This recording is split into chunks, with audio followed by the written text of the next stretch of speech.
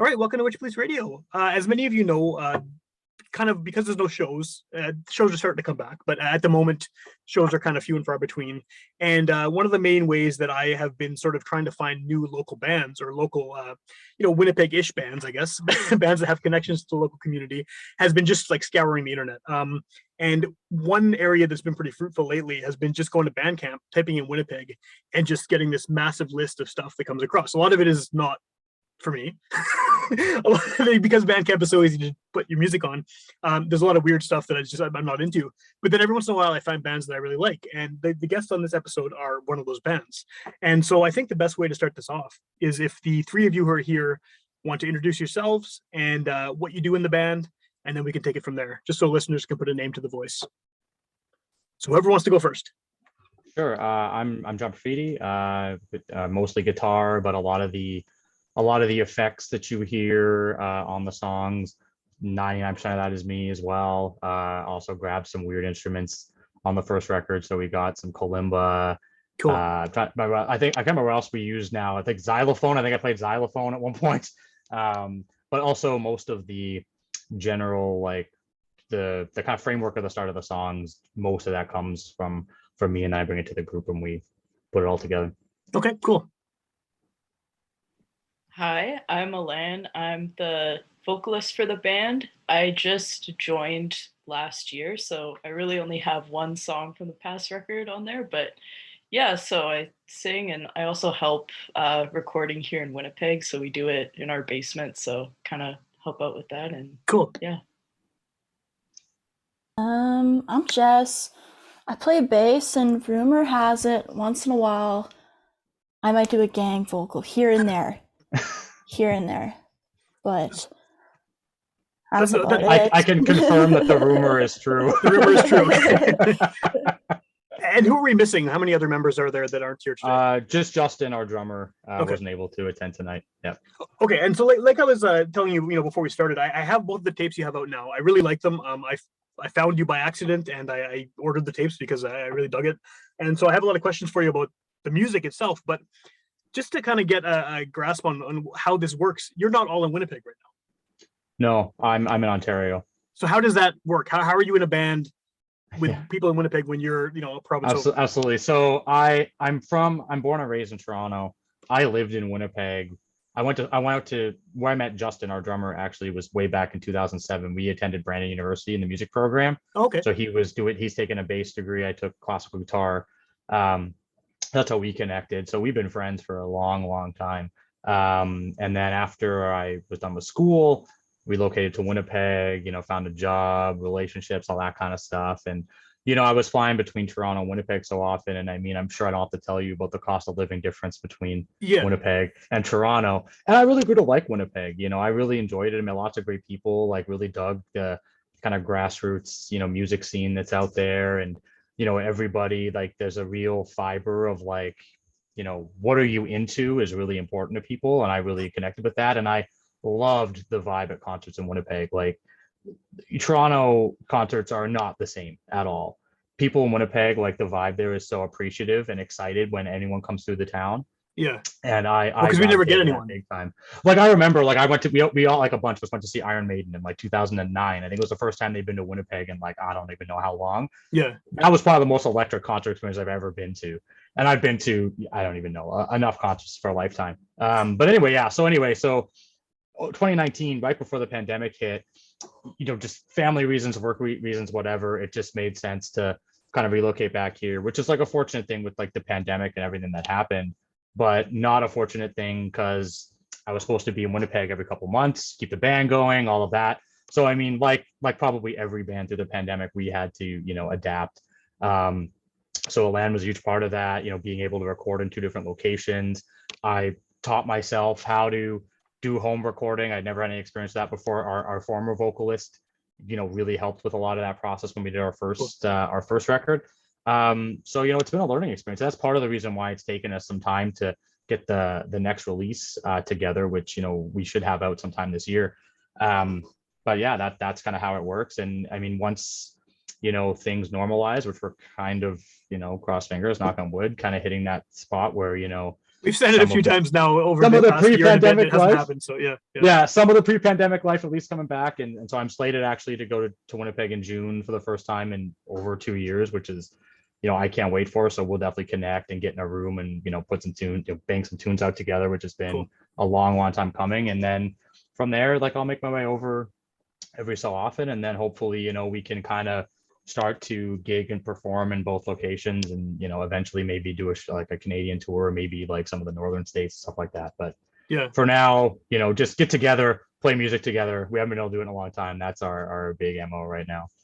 Well, and I think you're not alone in that either. Like you said, one of the things that's come up so many times doing this show, over the past 2 years, every episode someone talks about the pandemic and how it's affected their ability to even get together and rehearse and Yeah, do anything. I mean, not let alone shows. A lot of bands, absolutely. have not had a chance to even write anything because of the way they do it. So I mean, maybe guess for the other two of you, what has this been like? Sort of not only having a band member who's in Ontario, but just the idea that you haven't been able to presumably get together and practice and work on some of this new stuff, especially since you have a newish member. Yeah, we actually, all four of us have never played in a room together. Oh, wow. Ever. So it's just kind of really strange. It's a lot of working through a Google Drive and just through the DAW. But yeah, the three of us, like Jess, me and Justin, have recorded together, and yeah.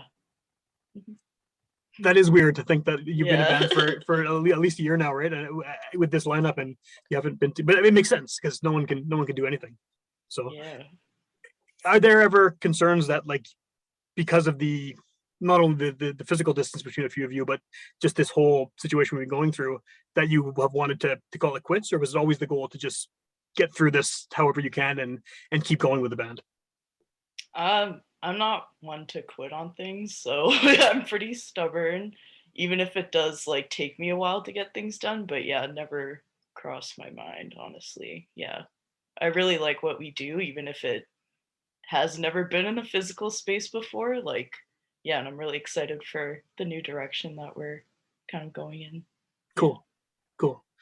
I have a question that I hate asking and everyone hates answering, but I feel like I need to. People want to kind of file bands away in their head in certain categories, and I mean, the problem with that nowadays is there's so many subgenres of subgenres of subgenres and everything. Something core, something neo. There's so many little names, but if someone you haven't seen in a while hears you're in a band and you want to give them like the quick Coles Notes version of like, this is what we sound like, how do you define it? Because I mean, I have ideas listening to it, but what do you call it to other people? I'm gonna jump in. Sure. Yeah, that's been a tricky one because I mean, especially in the metal space, it's such an interesting space because number one, to me, one of the things I love about the metal genre and all of the various subgenres is just that it's so deep. And if you want to pull in like, we need a polka beat here. I mean, I don't know if you listen to a lot of black metal, but you can pull a lot of black metal bands that hit a polka beat pretty hard, pretty regularly. And it's great. There's like bands who throw in funk, they throw in space rock, there's noise, there's like anything is on the table. And I love that about it, right? And so that's when it gets difficult to categorize. But I mean, I think it's very apparent that black metal is probably the foundation that we base the sound on. Okay. Certainly when because Justin and I sort of formed the band, and then Jess joined after that, and our old vocalist Drew was the last to kind of connect with us on it, and now Alan. And so a lot of material was written when Jess and Drew initially joined, and certainly in Elan's world, all this material has been written and has existed prior to them coming into the band. Right. So yeah, like definitely black metal's in there. I really feel that the noise piece speaks for itself. Like there's the 4 instrumental noise pieces on the new material. That certainly is a thread that continues. Cool. But I don't want to pigeonhole it. I mean, I think there is definitely, you can hear some influence of hardcore. I know like Justin is a huge proponent. Like he loves like crust punk, D beat, hardcore stuff. But I mean, Justin is an encyclopedia of music. I mean, he listens to everything and anything. He can go from Bad Brains to Beyonce in 2 moves. Yeah. And that's just in the beast. So yeah, I mean, talking about, it's hard because you ask about what you've heard, and there's, I don't even know at this point. I think we've got, last count, another 20, 25 songs in the pipeline. I certainly didn't struggle with writing and creativity in the pandemic. It was actually a really big escape to get through the pandemic and the lockdown. So I was turning up material probably at an annoying pace. I mean, Jess can probably flash back to, hey, I wrote this, what do you think? Hey, I wrote this, what do you think? Hey, here's a new song. Hey, I recorded this. Hey, what do you think of this? So we probably have enough material just on that stuff alone to get through another, I don't know, 3-4 records. And Cool. There's definitely stuff that's more punk leaning. If you listen to the live cassette, there's a couple songs there that we didn't put on the record that are certainly more sort of in the kind of punk hardcore kind of space. Certainly, like, I grew up on like 90s alternative, so some of the newer material, like, like I was like the kid in grade 6 when everyone was into new metal and Eminem. Like, I was like coming to school with a Kurt Cobain t-shirt on. So there's definitely a bit of a 90s alternative grunge vibe to some of that stuff. I know Elan connects a lot to sort of like goth rock and stuff like that. And I love a lot of that stuff as well. So there's certainly some of that breathing new material. We've got some doom influences on some of the new stuff. There's like a part that I had to analyze really critically because I was worried I was ripping off an Iron Maiden riff, but I went to Justin, who was an encyclopedia of Iron Maiden riffs, and he confirmed it's not an Iron Maiden riff. So really anything and anything's on the table. And I mean, but like, listen to, I'm forgetting the name of my own song, A Sentiment in the Air. There's a funk section in that song. Yeah. So I mean, it's hard for me to categorize. Like, you tell people black metal and they get a vision of what that means pretty quickly. They're expecting corpse paint and everything, and they have yeah. That's right. And and I'm I really want to be the proponent of, you don't have to be Darkthrone existed. Darkthrone existed 30 years ago. They still exist today.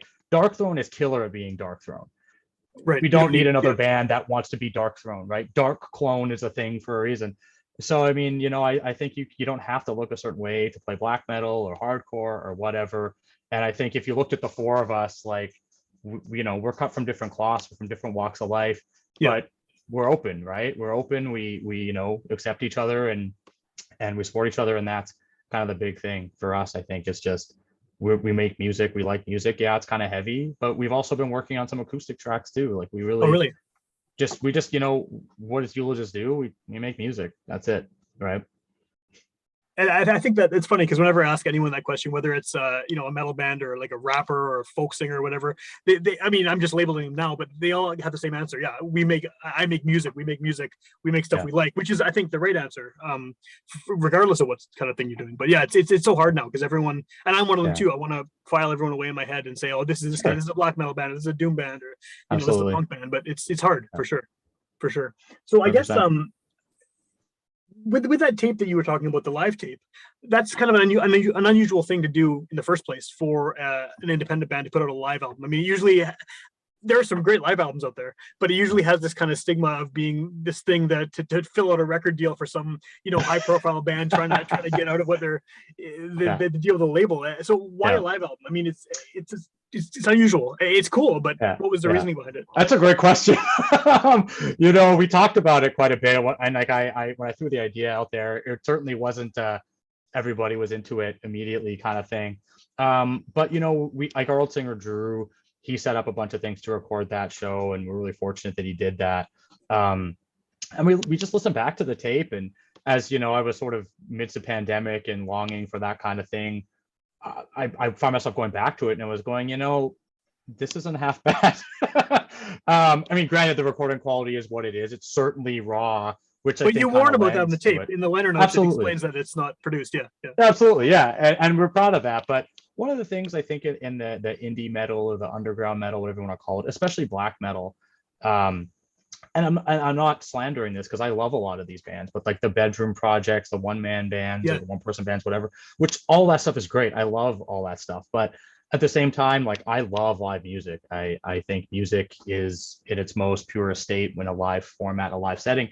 And, there's a lot of things on the record that could sound like, oh, you did that in a studio. And it was really important, I think, to show that, no, we can do this live, and we put stuff on our songs that we can recreate with the members that we have. And and that's the thing. I loved the energy of that concert, and we all agreed on that. So we couldn't put out any new music given that, Drew was sort of on his way out, and we weren't sure about, we didn't have a land tap just yet. And we wanted to put more material out to sort of bridge the gap between what I anticipated might be a longer window than I would have liked it to be. So Right. yeah, that was it. It was sort of a fly by the seat of our pants thing, but I think we're pretty happy with how it turned out. Cool.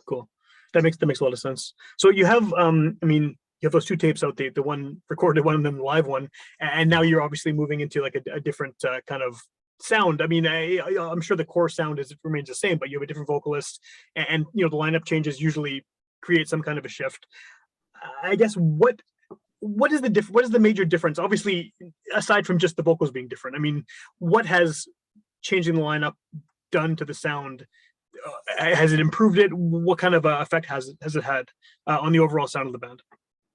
And that's for whoever wants to. Jesse Len?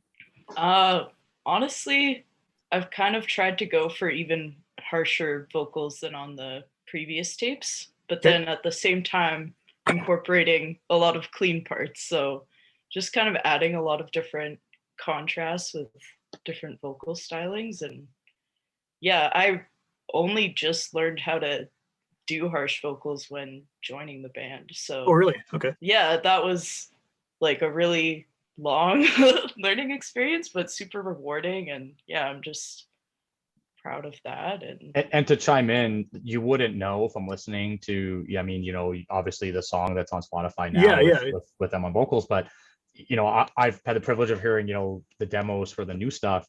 And I mean, yeah, the vocals stand toe to toe with people who've been doing, harsh vocals for a long, long time.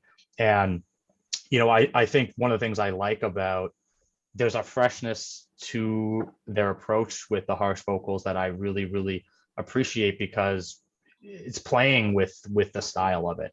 And what drew me to approach Alan to take part in it was, I was just aware of their ability to sing, and I've seen them perform and take on some pretty meaty vocal parts with a wide array of styles, from some of the dream pop stuff to classic heavy metal, and being able to go into sort of the more gruffer punk aesthetic vocal, but also just soaring highs and all that kind of thing, and the ability to project. And I mean, Drew was an awesome vocalist, but Drew was not a trained singer. He definitely killed it with, I mean, we loved the vocals he did, and like, his harsh vocals were excellent, but didn't have quite the resume of other areas to tap into. And Alan, there's way more variety to what we can take out of them to put into our sound, so it's really exciting. Cool.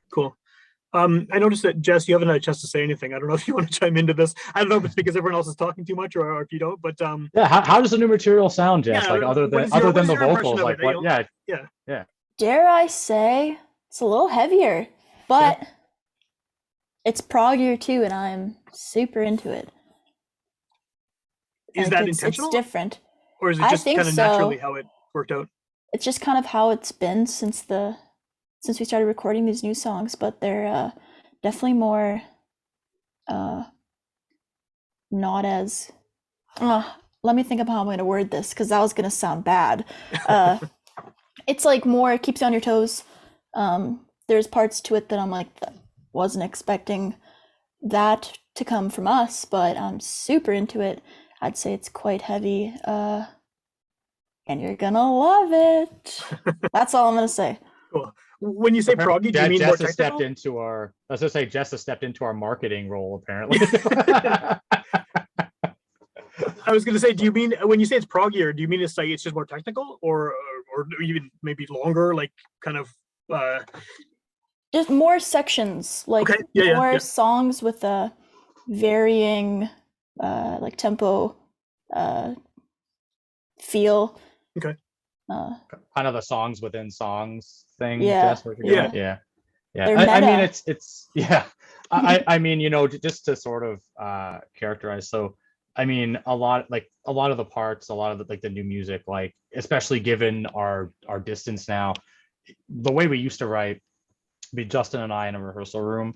I'd come with riffs, parts, ideas, and him and I would sort of put it together and go, this is a rough framework for a song. Then we sort of bring, Jess in, work out the bass parts, and then the vocals would come after we have a fully formed sort of instrumental arrangement, which we would obviously, we do tweak at that point based on what the vocalist wants to do. Yeah. But all of this stuff has been largely, written pandemic in, my old apartment or my place now, and or was written kind of before, because I had a lot of new songs, prior to the end of 2019, and then of course, I moved and we took a bit of a beat there.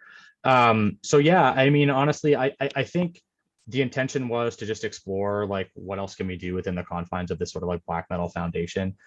Certainly, and we get into some pretty weird, like I have a background in like free jazz and stuff like that. Cool. So just want some stuff that's a little more atonal, maybe even like, Jess is a huge fan of like jam bands and Fish and stuff like that. So just some stuff that, allowed some more space to breathe. Yeah. Admittedly, what's coming out on our newest record is, I think, some of our heaviest ideas, but there's a wealth after that that's going into, again, different spaces. We've sort of always fallen in the trap of longer songs. One of the working titles of one of the new songs is less than 5, because I wrote something that's a song that's less than 5 minutes. Right. And I don't apparently do that very often, so I wanted to call attention to it. But so, I mean, it's really not intentional. I mean, I think the gist of the approach that I take when I'm putting together at least my parts, and when Justin and I are in a room together or what have you, is how do we just make whatever this is like the best it can be, and is this something we would listen to? Because if I'm playing guitar and I write some parts or whatever, and they're not something I would myself listen to, or I don't get that, I don't know how to describe it. There's just like a feeling that takes hold, and I go like, this is I don't want to say worthy, but this is usable. Then then we're doing it right. We're on the right track, and that's going to evolve as we evolve as people, as musicians. Our tastes are going to change and adapt and evolve and all that, and we'll continue to just follow that, because that's genuine. And we don't have commercial pressures. We're not, there's no label telling us what to do. There's no marketing or PR other than Jess, pushing the marketing agenda, but there's no one else, barking at that. So we can really kind of walk the beat of our own drum. And I think that's important, and that hopefully people want to connect to that and follow along and see where we go. For sure, because again, I mean, I know lots of people who present and they look the part of like they listen to nothing but metal, but you talk to them about their tastes, and they all over the place, right? I mean, I think generally it's a space for people who just love music to love music, right? And I think to like metal, you have to love music, because there's a barrier point to entry, right? For sure, yeah. Yeah. And the harsher it gets, the higher that barrier point. Yeah, definitely. Absolutely. Do you have a tentative idea of when this new stuff's going to be released? I know you have the one single that's out now. That has been dependent on my work situation, which has just been resolved. So I'm hoping everything will be recorded by the summer, and then maybe like a fall release, but this is not official. Right, of course. Yeah, this is all kind of tentative, but yeah, I think I have like 4 out of 5 songs written, and then and 2 that are almost done recorded. So cool. Not too far off. And we've got 2 instrumentals on top of that as well. So I mean, I think we've made some good progress, but again, like I haven't wanted to rush, Elan's process, because it's important that, they get comfortable and they feel good about their parts. And I just want to give credence and respect to the fact that it is an odd way to put together your first record with a new band and a new project space. So, it's taken more time than I think we initially thought. I mean, we've talked about deadlines and passed them a few times now, but at the end of the day, it's not worth sacrificing the quality of the material. So, I mean, it'll take as long as it takes, but I think we're both pretty comfortable to say that before the end of the year, the new music will be out there for sure. Awesome. And we're excited for people to hear it. Like, I feel really, really good about the material. And I think I speak for us all when I say that. Absolutely. Yeah. Are you as like someone who's old and set in his ways? I appreciate the fact that you put this on tape. You know, I never stopped listening to tapes since I was, you know, since the early '90s, and I still have all my tapes from all these years. So it's always nice. Amazing. And I know metal is a genre where tapes have always been kind of the format, right? I mean, I know that, you know, other things come and go, but that's always been sort of the standard. Are you planning on releasing cassette for the next one as well? 100%. Absolutely. Yeah. A cassette and CD guaranteed. I mean, vinyl is something we definitely aspire to do. And I think, I'm sure you hear this a lot, like just that the cost barrier to vinyl is pretty At the prohibitive. time too, that you have to wait Yeah. for such a long time to even get it done. Yeah. Yeah. So I think, you know, like it's definitely in the works, in the back of my mind. And I've sort of tested the waters on, you know, pricing and timelines and that. I think what I'd like to do is, you know, once we've got the new one out and we've got that out in CD and cassette and all that, then we'll look at maybe how do we do a pressing of both on Cool. vinyl Cool. and get that out there. Because I know, like, you know, I mean, vinyl is, you know, that's what most people want to buy these days. Because even when I was, you know, selling the CDs and the cassettes to people, like I got so many emails or messages through Bandcamp or even friends and family members being like, yeah, I'll buy it when there's vinyl, you know. So But they need to buy it in CD so you can afford the vinyl, right? see, that's the thing people miss. Yeah. But also Bandcamp has a great program now that you can like kind of fund your I saw vinyl that. release through them. So I mean, that's something we could certainly entertain taking advantage of too. I mean, Justin, I don't know if you know this, but Justin's also a drummer in Slow Spirit, if you're familiar. So Okay, yeah. I mean, it's nice to connect with him because I mean, he can kind of speak to how they put their stuff out, and they've done some really nice fine stuff with their vinyl. Their last record, they put on some really beautiful variants and stuff like Cool. that, and they use the Bandcamp program. Check So it out it's- if you haven't heard the new Slow Spirit album. There's some marketing. There's more marketing. Yeah. Yeah. So if someone is hearing you for the first time on this show and they want to hear more of your stuff, what's the best way to find you? I mean, I know these tapes are out there, not that people can see this, but tapes are out there. They can hear the clacking. Where would you send them? What's sort of your best suggestion for where people can find your music? I mean, if you want to buy anything physical, Bandcamp, we've still got cassettes. We're running low on the self-titled. We've got some live cassettes left. Self-titled CDs, we've got a good, I don't think a ton, but we've got some left for sure. And I mean, once we start to see, you know, once we start to get closer to selling out, we'll repress for sure. We've been lucky that some labels in the States have been putting out our stuff now. So that's, cool. you know, not too hard to get represses done. But, you know, Bandcamp to buy stuff, or if you want to buy digital, you can. But we're on all major streaming services. You can get us on Spotify, Apple Music, Tidal, whatever Deezer is. I think it's more European, but we're on that too. YouTube, we're there Cool. as well. So I mean, our stuff's pretty accessible. And then if someone wants to find out about, you know, potential upcoming shows and things, you know, because this being a podcast, someone could hear it this week or they could hear it a year from now. And maybe, you know, you've got more shows happening by then, hopefully, absolutely. right? So what's the best way to track you down online that way? Right now, Instagram seems to be where we get the most traction. So we put everything that goes on with us, you know, whether it's recording updates, shows, etc., on Instagram.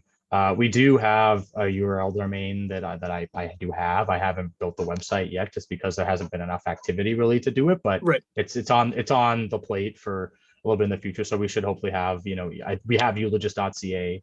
I may spring for eulogist.com. I haven't decided yet, but eulogist.ca for sure will be a thing. And we do have a Facebook page, which we do update, not as often as Instagram, but we are on Facebook as well. Okay, awesome.